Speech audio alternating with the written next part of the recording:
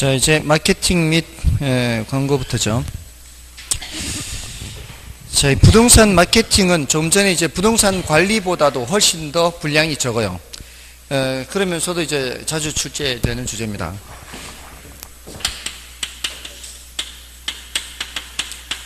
마케팅을 물으면은 한마디로 대답하기가 어렵습니다. 마케팅이 뭐예요? 그러면은 한마디로 말 못해요. 그냥 한마디로 얘기하자면은 그냥 과정이에요. 그래요. 과정, 전체 과정. 그러니까 처음부터 끝까지 전체 다예요. 이렇게. 이 마케팅이라는 게 처음 시작된 것이 수요자 주도 시장으로 상황이 바뀌면서 시작된 거예요. 공급자 주도 시장에서는 마케팅이라는 게 필요 없어요. 없어서 못 파는 그런 상황이라면 굳이 마케팅이라는 걸 할 필요가 없죠. 근데 이제 공급자들이 이제 경쟁이 치열해지고요. 시장 환경이 바뀐 거죠.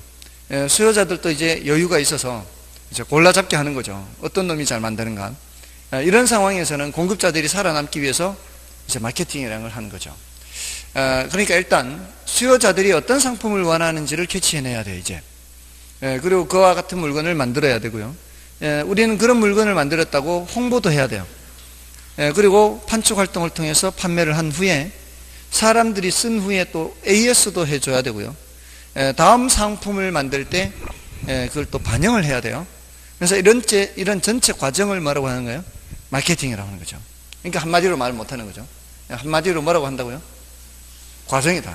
과정. 전부 다예요. 자, 근데 이제 그 뜻은 뭐 그런 정도고요.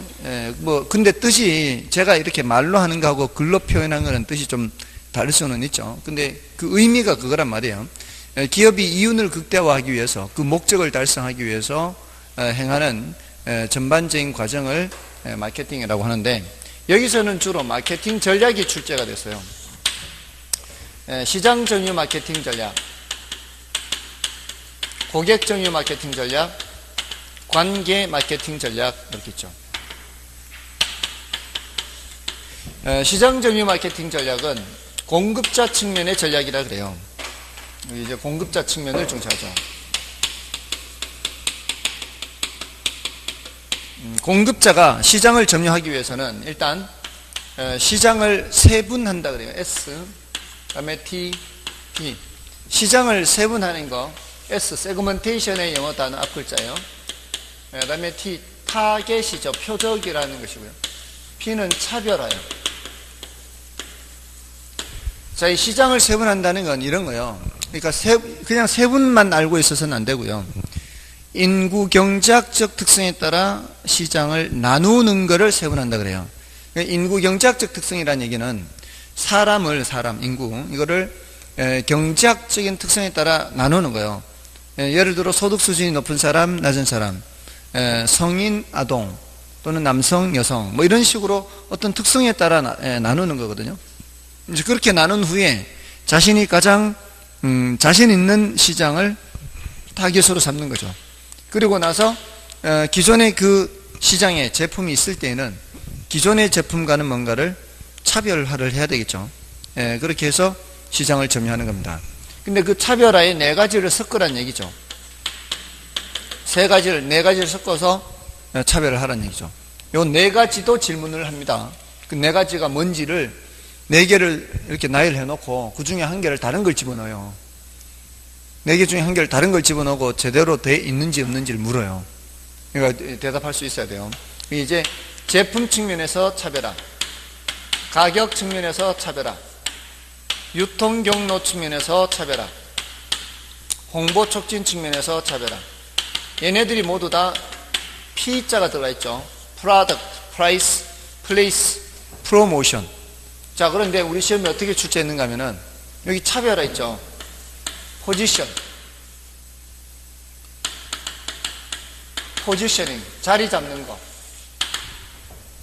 자리 잡는 게 바로 차별화의 의미거든요. 그러니까 다른 제품과는 다른 자리에 자리를 잡아야 돼요. 예를 들어 가격 스펙트럼이 이제 고가가 있고 저가가 있으면, 중가가 있으면, 어떤 회사는 고가 전략으로 가면은 나는 저가 전략으로 간다거나, 이게 이제 다른 위치에 잡아서 차별을 하는 거죠. 그렇게 해서 타겟으로 삼은 시장을 점유하는 겁니다. 그러니까 요 항목들도 다 기억해야 돼요. 이 항목들. 그리고 이제 우리 시험에 이렇게 나옵니다. 시장 세분화란 해놓고는 이걸 얘기합니다. 표적 시장 선정이란 해놓고 이 얘기를 해요. 그러니까 뜻을 묻는데 단어와 그 뜻을 이제 엇갈려서 이렇게 틀린 지문을 만들어요.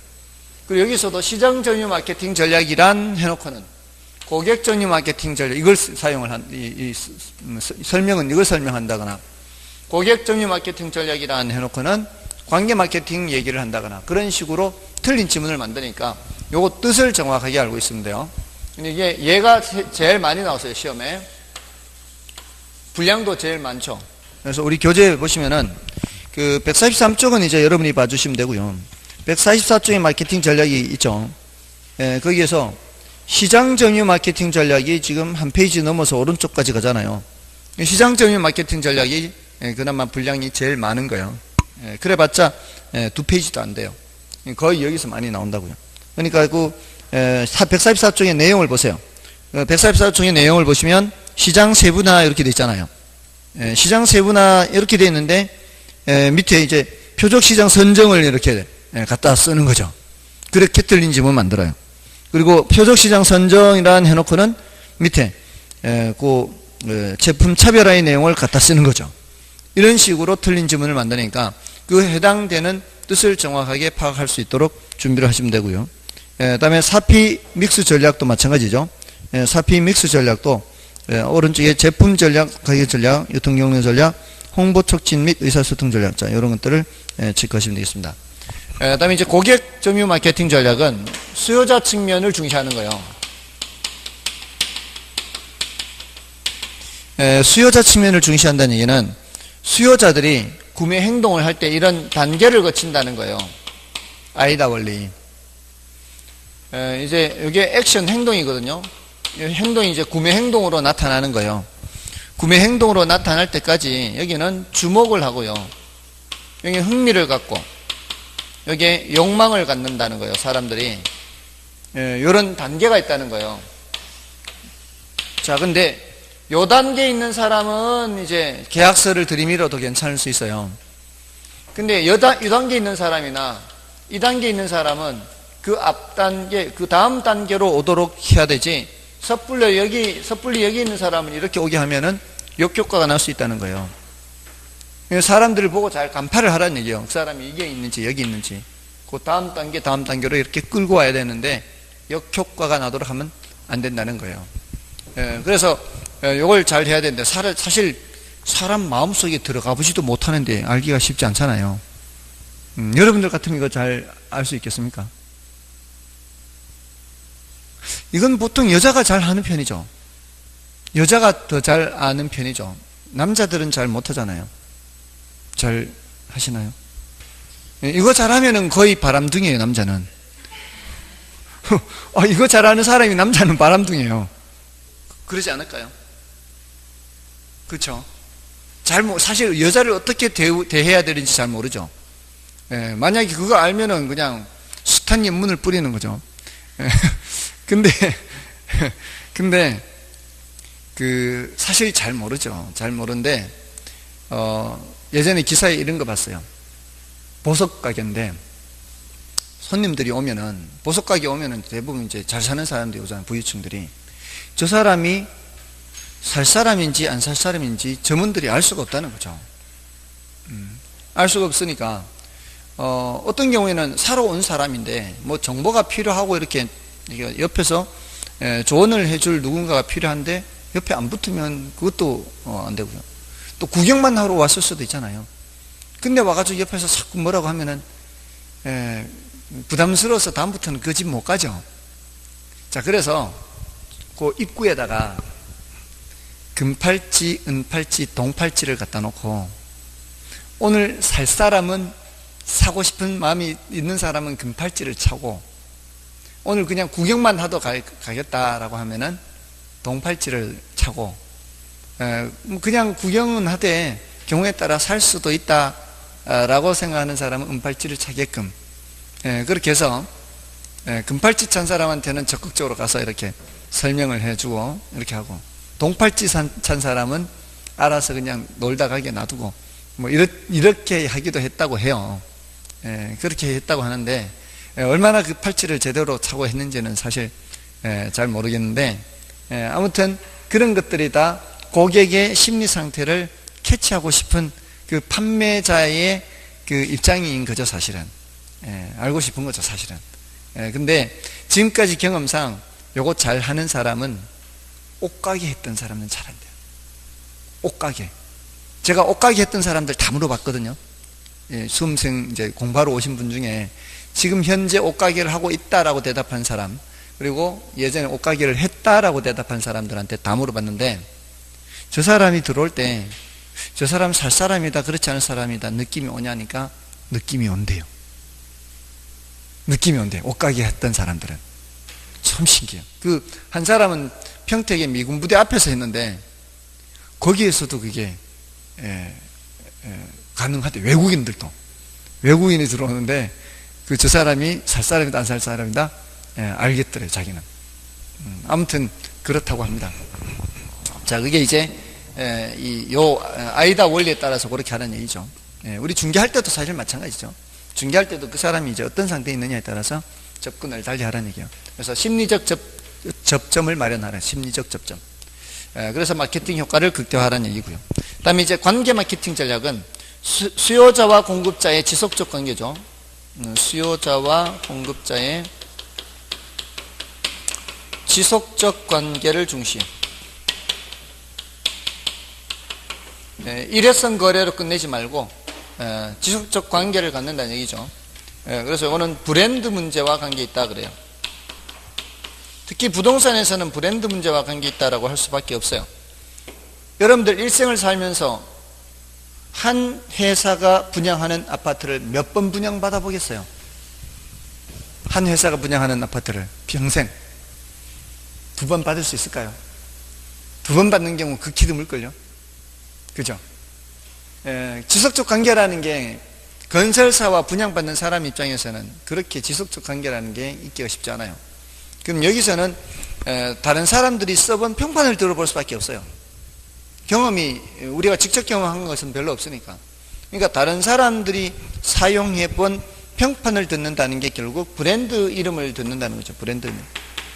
그래서 지속적 관계라는 것은 이제 브랜드 문제와 관련있다 이렇게 얘기를 하는 겁니다. 뭐 이런 정도고요. 그 이제 144쪽, 145쪽 요 내용은 뭐 굉장히 중요하죠. 2페이지밖에 안 되는데 뭐 거의 해마다 언급이 될 정도니까요. 요걸 좀 봐주시고, 그다음에 이제 부동산 광고는 좀 중요도가 좀 낮은 편이에요. 부동산 광고는 10분의 0이에요. 최근 10년간은 0인데 그래도 너무 오랫동안 출제가 안 됐어요. 그래서 한 번 정도는 설명을 드려요. 그런 측면에서 설명드립니다. 그래서 의의는 여러분이 보시고 있고요. 부동산 광고의 특징에서는 그 동그라미 4번의 양면성을 주의하세요. 양면성. 부동산 광고의 양면성은 이게 사는 사람을 대상으로 하기도 하고 파는 사람을 대상으로 하기도 한다는 거예요. 특히 중개 광고가 그렇죠. 부동산 중개 광고는 특히 광고의 양면성을 얘기할 수 있습니다. 다음에 이제 목적에 따른 분류 있어요. 밑에 광고의 분류에. 거기 기업 광고, 인명 광고 있죠. 이건 말 그대로 그 기업을 광고하는 거고 사람 이름을 광고하는 겁니다. 다음에 계몽 광고 있죠. 계몽 광고 들어보셨나요? 계몽 광고가 뭐예요? 계몽 광고는 그런 거요? 그런 건 공익 광고 아닌가요? 이제는 공익 광고 축에 들어가지도 않죠. 이제 그건 옛날 얘기고 지금은 그랬다간 큰일 나죠. 계몽 광고는 이런 거예요. 이런 거 사람들이 잘 모르는 거, 사람들이 잘 모르는 거를 알게 해주는 거, 모르는 거를 알게 해주면서 광고 효과로 나타내 있는 거예요. 예를 들자면 자일리톨이 뭐예요? 껌이라고 하고 싶죠.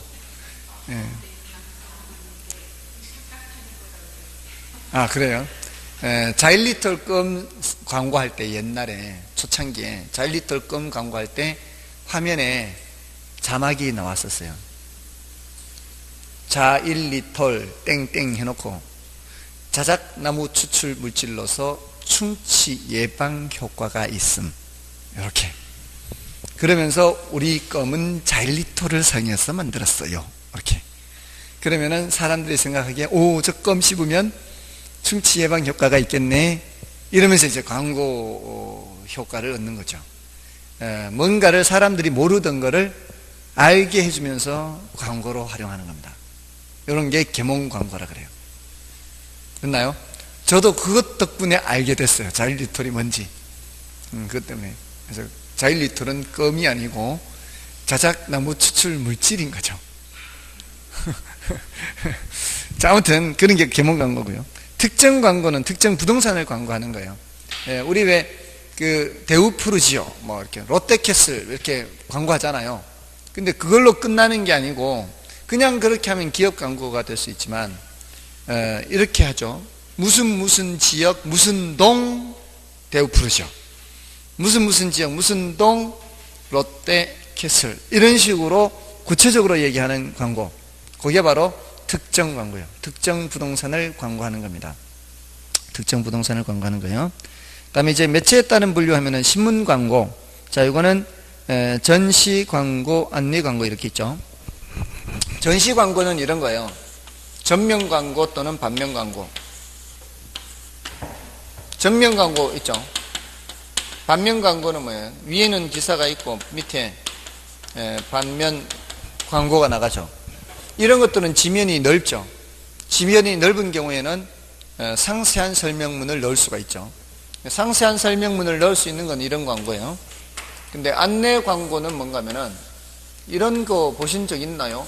위에 여기는 기사고 여기는 기사고 요 밑에 3단이나 4단으로 나누어서 이렇게 짤막짤막하게 이렇게 해가지고 여기 일수, 급구 뭐 이렇게 이런 거 보신 적 있나요? 교차로 신문도 그렇고요. 짤막짤막하게 이렇게 하잖아요. 이런 광고가 안내 광고예요. 이런 거는 그렇게 크게 상세한 설명문을 넣을 수가 없죠. 짤막짤막한 그런 약어를 사용해서 축약어를 사용해서 광고를 하는 거죠. 그게 안내 광고예요. 그 다음에 라디오 TV 광고, 이건 뭐 너무 잘 알 거고요. 그 다음에 다이렉트 메일이 뭐예요? 다이렉트 메일을 영어로 하면 뭐라 그럴까요?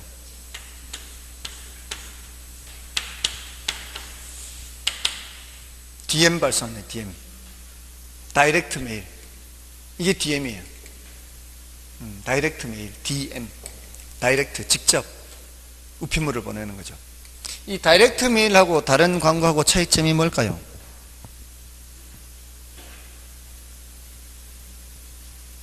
다이렉트 메일의 가장 큰 특징이에요. 이거는 특정 고객이에요. 특정 고객. 보내는 사람이 저 사람이 누군지를 알고 보낸다는 거죠.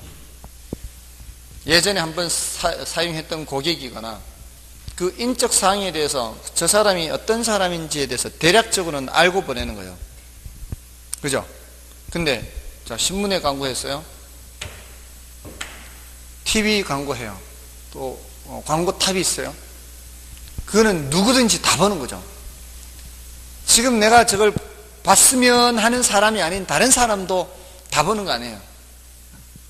그죠? 그런 거는 불특정 광고, 불특정 다수를 대상으로 하는 광고죠. 맞나요? 그래서 특정 고객을 대상으로 하는 게 바로 이 특징입니다. DM-발송. 다음에 교통 광고 있죠. 교통 광고는 뭐예요? 뭐 버스나 뭐 이렇게 광고하는 거죠. 저는 그 시외버스 또는 고속버스에 그렇게 대학교 광고하는 거 보고, 야, 정말 획기적인 아이디어다. 이게 지방에 있는 학교 알 수가 없잖아요. 근데 이게 고속버스 다니면서 전국을 홍보를 하잖아요. 전국적으로 홍보하잖아요.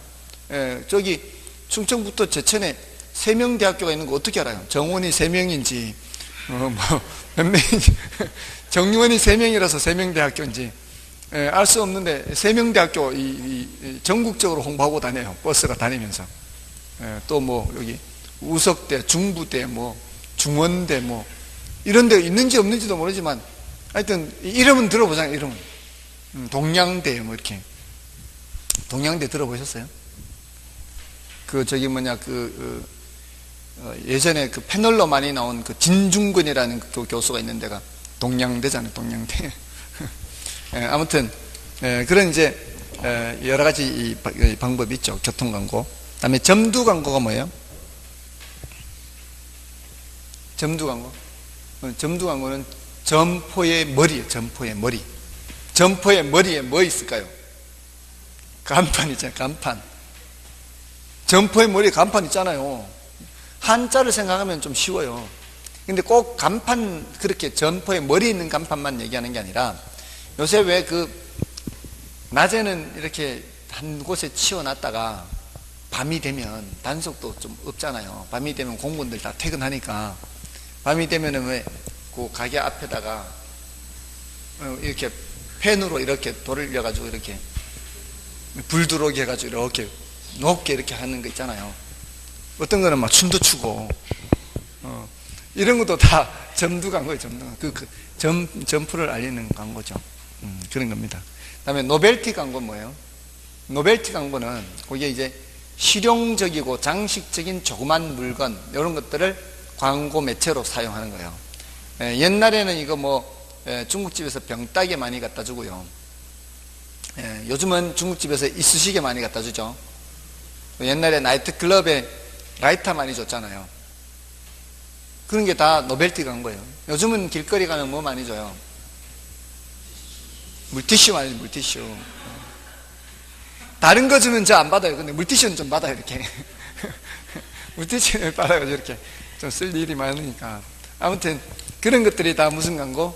노벨티 광고예요. 여러분들 하셔야 될지도 몰라요. 나중에 나중에 하셔야 돼요. 오픈하면은 물론 이제 여기 인터넷 광고도 있죠. 인터넷 키워드 광고도 있고 이런 그런 광고가 있으니까 한 번쯤은 생각해 보셔야 돼요.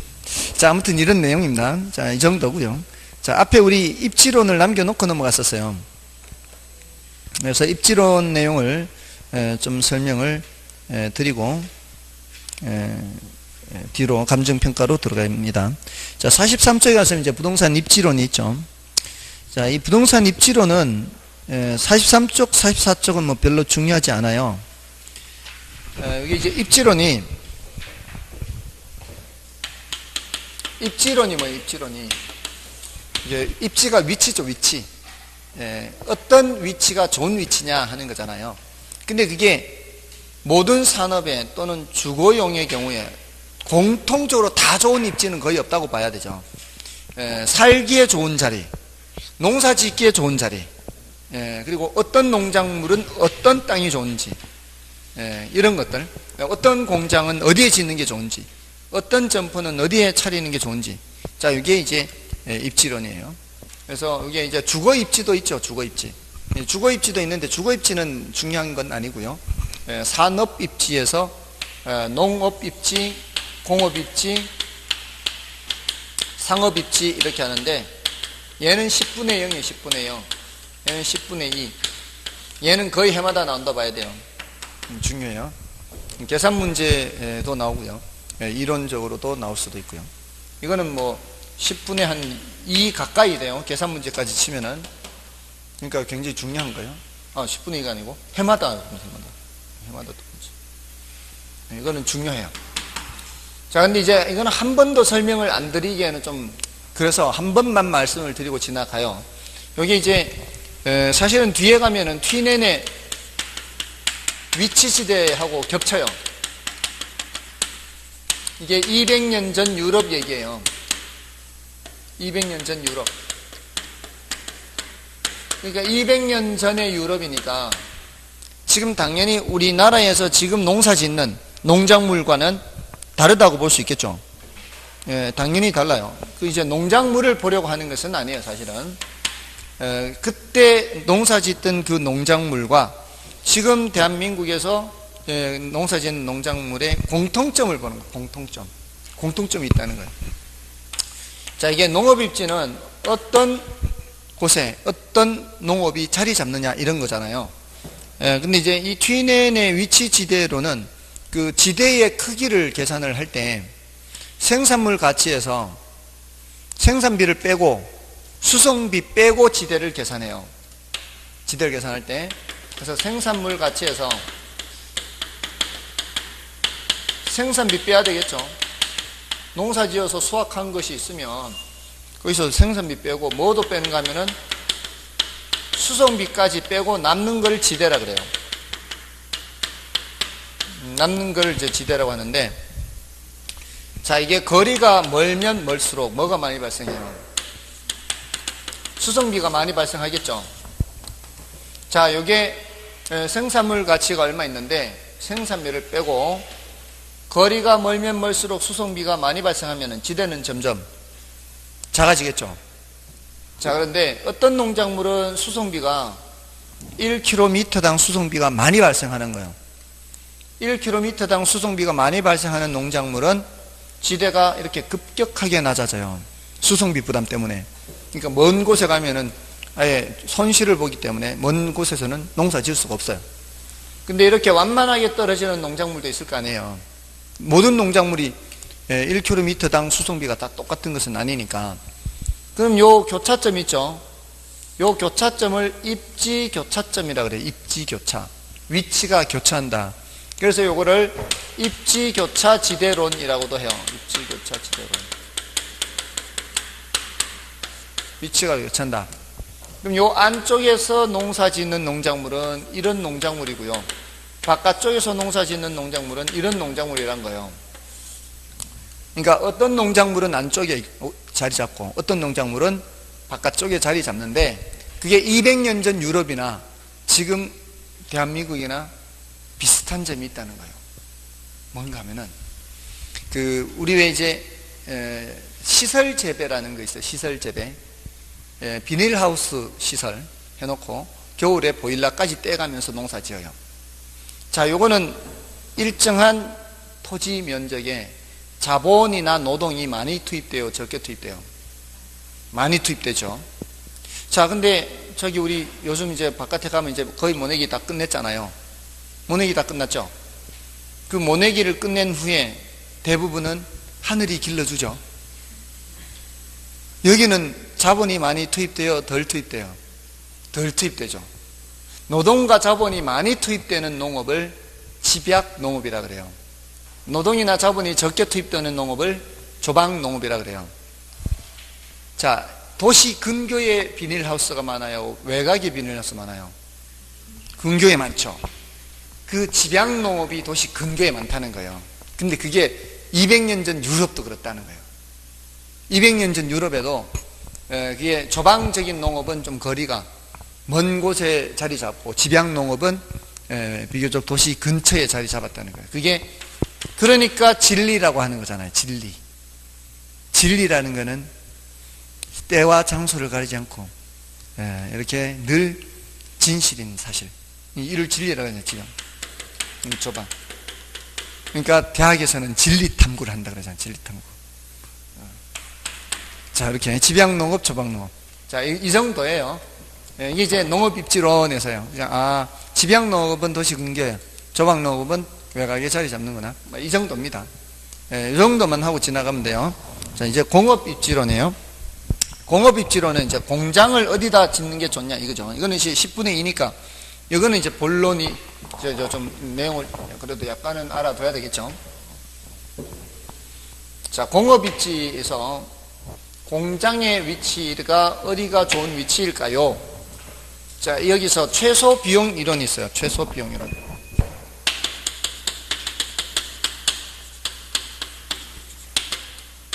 자, 이거 이제 베버라는 사람이 주장했는데요.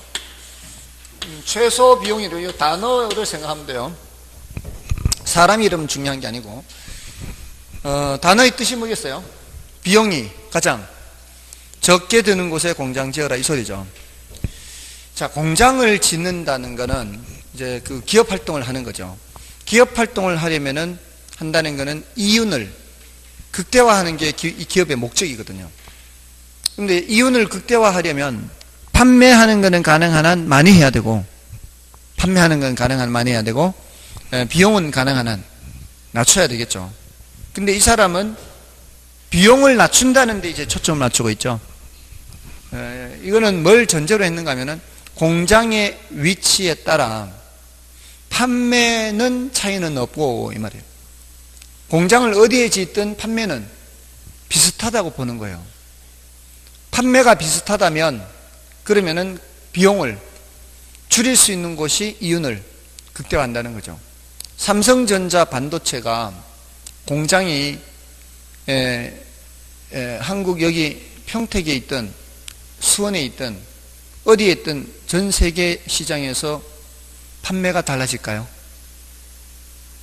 수원에 있다고 해서 판매가 더 많아지고 평택에 있다고 해서 판매가 더 적어지고 전 세계 시장 점유율이 50%인데 그러지 않겠죠?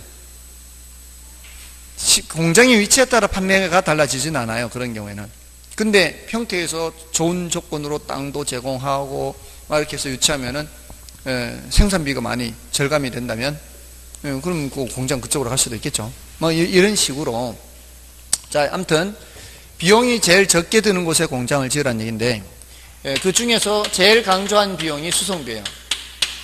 그 다음이 임금이고요. 그 다음이 집정력이에요. 수송비나 임금은 작을수록 좋겠죠. 집정력은 높을수록 좋겠죠. 그런데 이 사람이 제일 강조한 거는 수송비인데 1차적으로 어디에 공장 지어라? 수송비가 제일 적게 드는데 공장 지어라 이 소리예요. 그럼 수송비가 원료 수송비도 있고 제품 수송비도 있어요. 원료 수송비와 제품 수송비가 있기 때문에 이 두 개의 합이 최소가 돼야 돼요. 근데 어떤 경우에는 원료 수송비가 많이 발생해요. 어떤 경우에는 제품 수송비가 많이 발생해요. 원료 수송비가 많이 발생할 때는 원료 수송비를 절감을 해야 되고요. 제품 수송비가 많이 발생할 때는 제품 수송비를 절감을 해야 돼요. 그러려면 원료 수송비가 많이 발생할 때는 원료 지향 입지를 해야 돼요. 원료 산지 근처에. 제품 수송비가 많이 발생할 때는 시장 근처에다가 공장을 지어야 돼요. 그거를 이 사람은 뭐로 나타내는가 하면은 원료 지수라 그래요. 원료 지수. 영문자로 이제 M, 머티리얼이라고 하는데 원료 지수라는 게 숫자예요. 숫자. 이 숫자가 크면 클수록 원료 중량이 많이 나간다, 적게 나간다. 이 숫자가 클수록 원료 중량이 많이 나간다 이 뜻이에요. 이게 클수록. 예, 이 숫자가 이제 분수로 나타내는데 분자에 뭐를 쓴다는 얘기예요. 분자에 원료 중량을 쓴다는 얘기예요. 분모에는 제품 중량을 쓰는 거예요. 그래서 이 값이 1보다 크다는 건 뭐예요? 이 값이 1보다 크다는 건 원료 중량이 많이 나간다는 얘기 아니에요. 원료 취향, 원료 취향.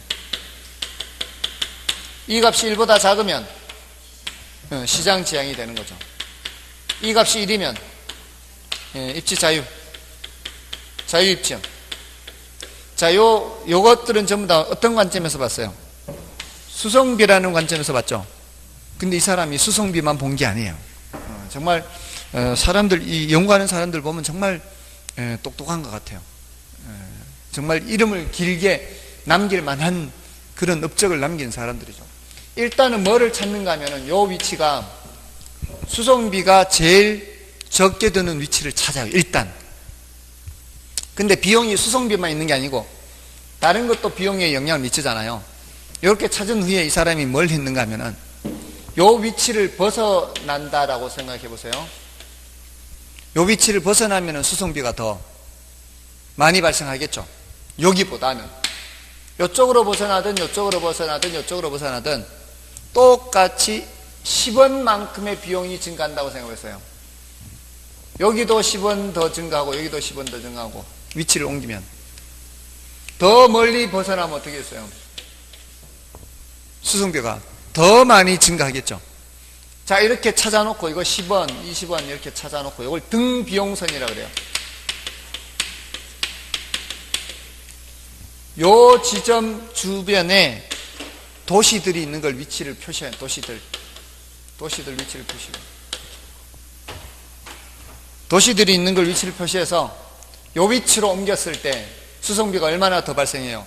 10원보다는 더 많이 발생하고 20원보다는 덜 발생하겠죠. 자, 이렇게 해놓고요. 여기에서 저임금 노동력을 얼마나 구할 수 있는지 보는 거예요. 여기도 저임금 노동력을 얼마나 구할 수 있는지 보는 거예요. 그래서 여기에서 저임금 노동력을 쉽게 구할 수 있다. 그래서 노동비를 20원 이상 줄일 수 있대요. 노동비를 20원 이상 줄일 수 있다면 이쪽으로 오는 게 유리하겠죠. 그럴 땐 이쪽으로 오는 거예요. 이때는 얘가 이제 노동지향 입지가 되는 거예요. 이런 식으로 찾는 거예요. 찾을 때 노동지향 입지 정말 똘똘하죠. 일단 먼저 수송비를 생각해서 수송비 관점에서 제일 좋은 위치를 찾은 후에 그 위치를 벗어날 경우에 수송비가 더 늘어나더라도 임금을 크게 줄일 수 있다면 그 위치가 이제 노동지향 입지에서 또 좋은 자리로 가는 거죠. 괜찮은 아이디어죠. 아무튼 이렇게 해서 그 다음은 이제 추가적으로 이제 집중력 같은 것도 보기도 하고요. 그래서 여러 가지 유형이 나오는 겁니다. 그래서 우리 교재를 보실 때는 45쪽은 이제 여러분이 읽어봐 주시고요. 46쪽에 그 공식 있죠. 원료지수 메뉴에 거기 국지원료라는 말이 있죠. 공식에 국지원료. 이 국지라는 말은 편제라는 말과 같아요. 국지라는 말은 편제라는 말과 같아요. 자, 이거는 특정 지역에만 생산되는 원료를 말하는 거예요. 여기에 대응하는 것을 보편 원료라 그래요. 보편 원료는 어디서든 구할 수 있는 원료예요. 물이 대표적입니다. 그러니까 물은 수송해야 수송하지 않아요? 물 상태에서는 수송하지 않아요. 물 자체가 제품인 경우는 다르지만 생수 같은 거 지금 속으로 한참 왜 물을 수송 안 할까? 원료 상태에서는 수송 안 한다고요. 제품으로 됐을 때는 수송이 되겠지만 원료 상태에서는 밑에서 공장이 있는 위치에서 그냥 구멍 뚫어 뽑아 올리면 되는 거 아니에요. 그러니까 중량을 따지는 거는 무슨 중량만 따지면 되는 거예요? 국지원료, 편제원료만 중량 따지면 돼요. 물은 어디서든 구할 수 있으니까. 자, 그러니까 보편 원료를 많이 사용하는 공장이 있다면 어디에다가 공장 지어야 될까요? 물을 많이 사용하는 공장이 있다면 원료 근처, 시장 근처. 시장 근처에, 시장에서도 물은 구할 수가 있으니까. 그죠? 편제 원료를 많이 사용하는 게 공장이 있다면 그때는 원료 지향, 그 원료가 그쪽 지역밖에 안 나니까. 또 원료 부패가 잘 돼요. 어디에다 공장 지어야 돼요? 원료가 부패가 잘 되면은 부패되기 전에 빨리 가공을 해야 되잖아요. 어디에다 해야 돼요? 원료 있는데 해야죠. 시장 근처로 가져가는 중에 다 썩어버리면 어떡하라고요? 맞잖아요. 이게 상식적으로 하라면 다 그렇게 할 건데 사람들이 이게 경험을 안 하다 보니까 자기의 경험이 안 하다 보니까 뭐 썩든 말든 뭐 상관이 없으니까 저기 참치 저거는 어디서 해요? 배에서 바로 하잖아요. 배에서 바로 가공해버리잖아요. 배에서 부패가 되면 안 되니까. 그죠? 들어보셨어요? 배에서 바로 한다는 거. 배에서 바로 해요. 배에서. 아, 그런데 그런 거 많이 보시는군요. 배에서 바로 가공을 해요. 배에서. 그리고 지난번에 왜 어선에서 선상 반란 해가지고 왜 한국 선장 사망하고 막 그랬던 있잖아요. 필리핀인가 어디서, 필리핀인인가 어디 베트남인인가, 저 했을 때, 저거를 냉동실에 넣어가지고 왔잖아요. 그 오랜 기간 동안 상하니까, 부패하니까, 시신을 냉동실에 넣어서. 아무튼, 원양 어선이 그 크기가 굉장히 커요. 거기서 바로바로 그렇게 하고, 그 배가요, 배는 안 들어와요. 배는 안 들어오고, 거기 이제 수송선이 따로 있어서 가서 가지고 오고 그 배는 계속 거기서 작업하고, 그래요. 그럽니다. 뭐, 보셨는 모양이네, 진짜로. 예? 예, 그래요. 저도 지금 어디선가는 봤는데, 어디선가, 저는 아마 인터넷 검색하다가 아마 봤겠죠.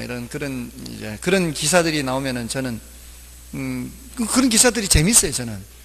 이 세상에 이런 일들도 있구나, 이런 직업도 있구나, 뭐 이렇게 하는데, 제가 또 가르치는 일이다 보니까 그런 게 나오면은 이 가르칠 때 이런 예들을 들어주면 좋겠구나, 이렇게 이제 자연스럽게 저한테는 그렇게 되는 거죠. 아무튼 그런 여러 가지 형태가 있다는 거죠.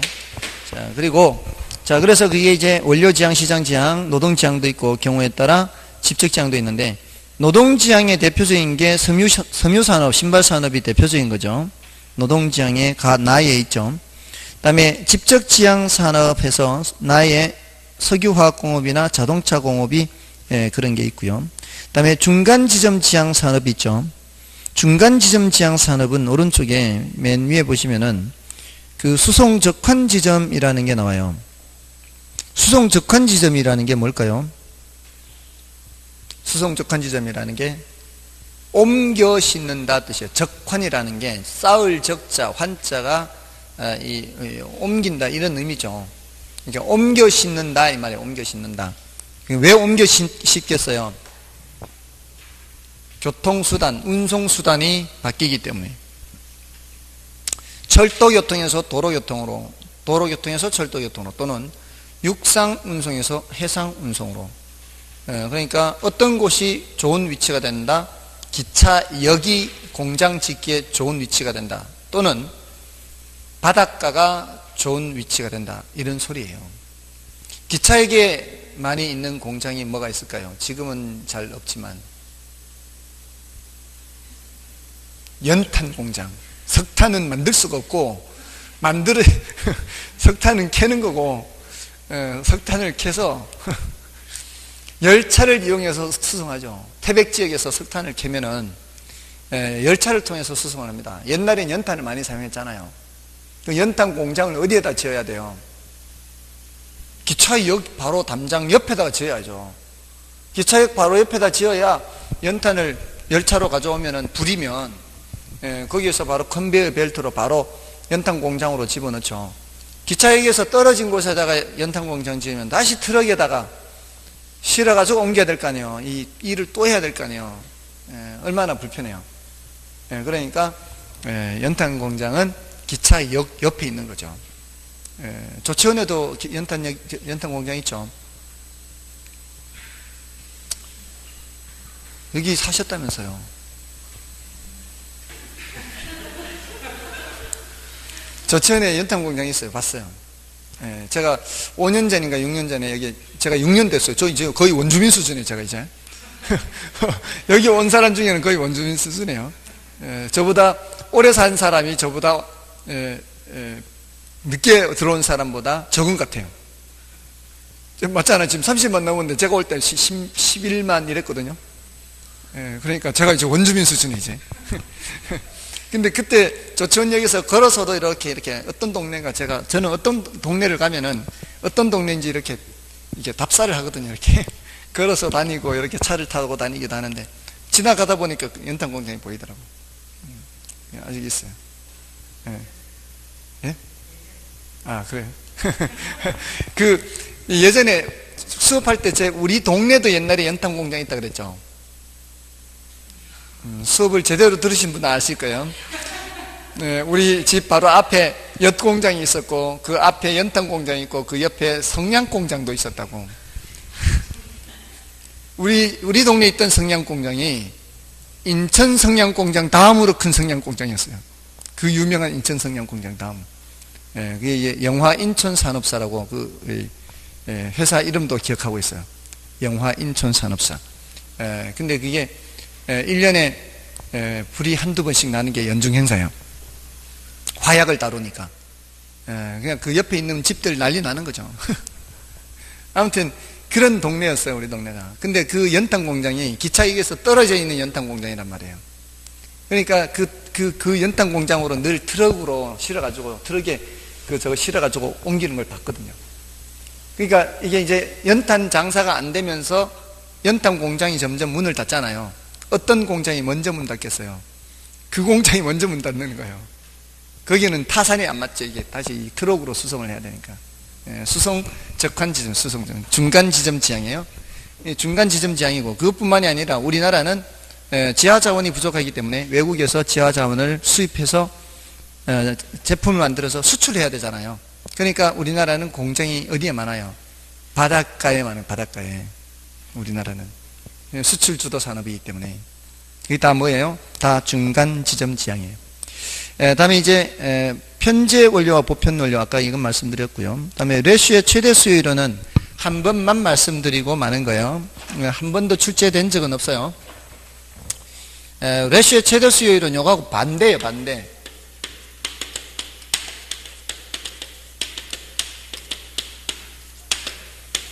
수요를 가장 크게 하는 곳에 공장 지으라 이거예요. 수요를 가장 크게 하는 곳에. 저거는 비용을 가장 적게 하는 곳이죠.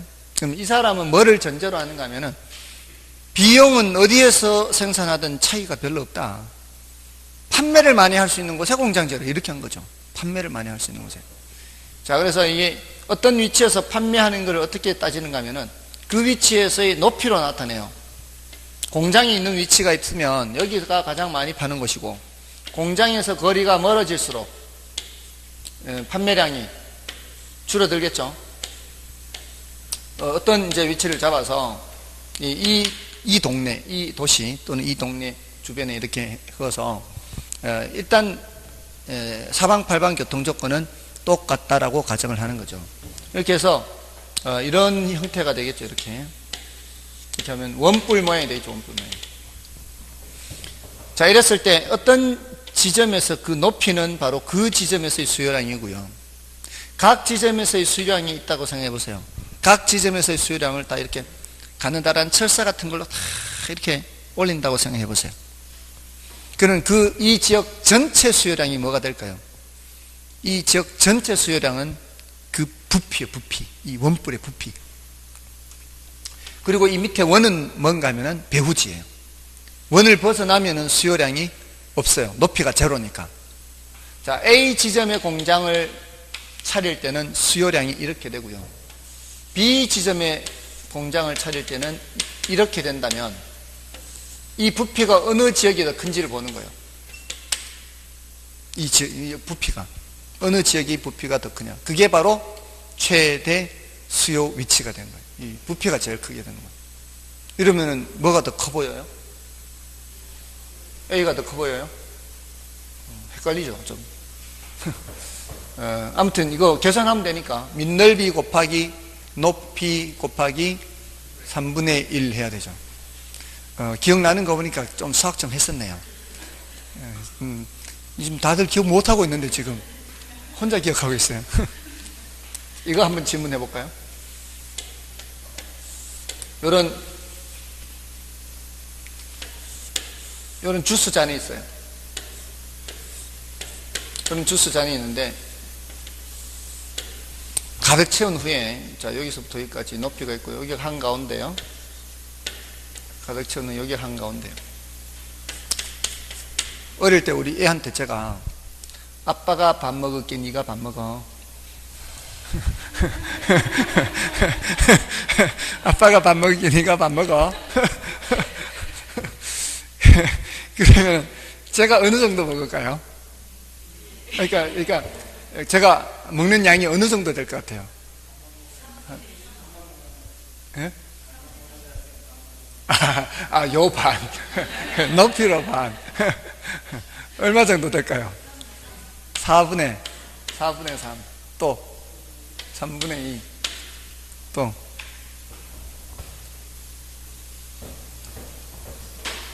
제가 먹는 게 8분의 7이에요. 애가 먹는 게 8분의 1이에요. 이렇게 차이가 많이 나요. 이게 길이가 1대 1이잖아요.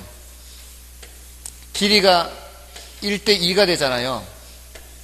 길이가 1대 2가 되면 넓이는 1대 4가 돼요. 부피는